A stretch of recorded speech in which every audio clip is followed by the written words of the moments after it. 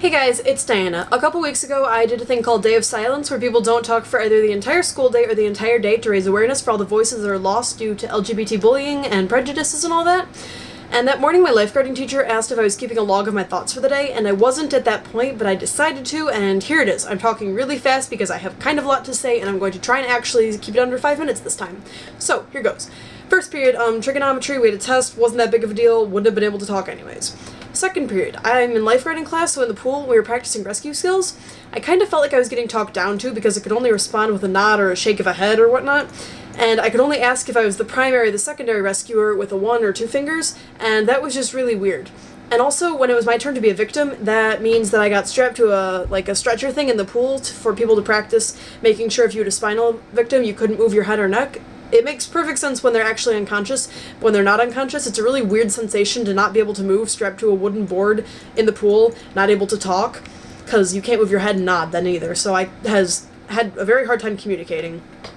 Third period, chemistry, we take group tests, and so I communicate by writing on a little whiteboard, and it was interesting because my group is super awesome, and they actually dealt with it pretty well, and they just kind of read my notes, so that was cool. It was more of a game, though, than like an experience.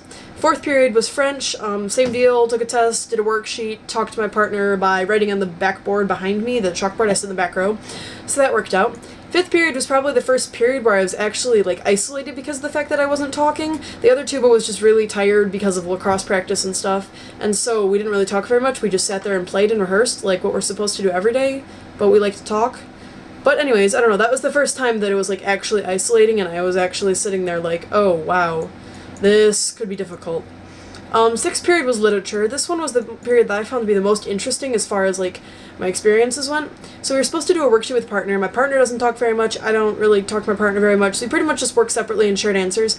But then we finished early, and I was talking to the girl behind me about Day of Silence. Well, I wasn't talking, I was writing, but we were talking, quote-unquote talking. She was trying to tell me that it was a stupid day because it didn't actually do anything against this harassment and stuff, and I was trying to explain that it's just awareness about this harassment, and if you're aware of it, you won't do it, and then that stops the spread of it, but she didn't want to listen to it, so whatever. But someone behind me was asking what was going on because she thought I was talking because she only heard one half of the conversation and just kind of assumed that I had to have been answering even though I wasn't. And this girl I was talking to said that we were having an argument and that she was winning because I couldn't talk. And I don't think exactly that she realized how profoundly true that remark was. That's exactly how it works with this whole harassment thing, is that people who have, the voices in society are winning because the other people can't talk. I can't think of a better way to say that. I don't think she realized how true it was, though. Seventh period, I was in another band. I play band 2 periods a day because I'm a music geek, and the other girl was also doing Day of Silence, so we just passed notes and stuff and was fine. Actually, she wasn't playing her tuba either because she was going with the whole you can't express yourself because musicians who are LGBT are being oppressed too.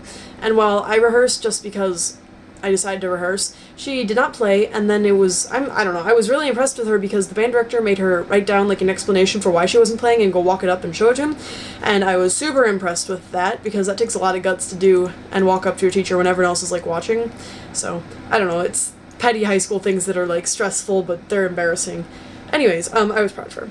8th period is my history class. We discussed our homework with a partner, and every day since I've been assigned to be partners with this kid, he amazes me with how smart he is. He's kind of a slacker as far as homework and stuff goes, and so a lot of times people just kind of write him off as not smart. Oh my god, he was one of the smartest people I've ever met, especially in history. He knows everything and can analyze it and make all these connections and stuff, and he knows all these details. He's so smart. And I don't know, this just reminded me, note to self, talk less, listen more to this guy because he's so awesome. After school, I had play rehearsal, and I didn't talk, and it was extremely isolating and uncomfortable, but apparently I never talk that much at play rehearsal to begin with, because a couple weeks later I got an award for not talking, and people didn't really realize that, that was a special day when I wasn't talking, so I don't know what the deal with that was. Apparently they didn't notice, but someone else had to read my lines, which was kind of weird. And then I went home, and then normal evening. So that was my day. It was always really interesting to me what happens on Day of Silence and how people react and how they're willing to try and communicate, and it's definitely an interesting exercise to experience not being able to express yourself, and hopefully this got you all thinking about how bullying and anti-LGBT slurs and such can isolate and hurt people, so then you can try to stop them. I definitely encourage everyone to do it. I'm out of time, so see you all tomorrow.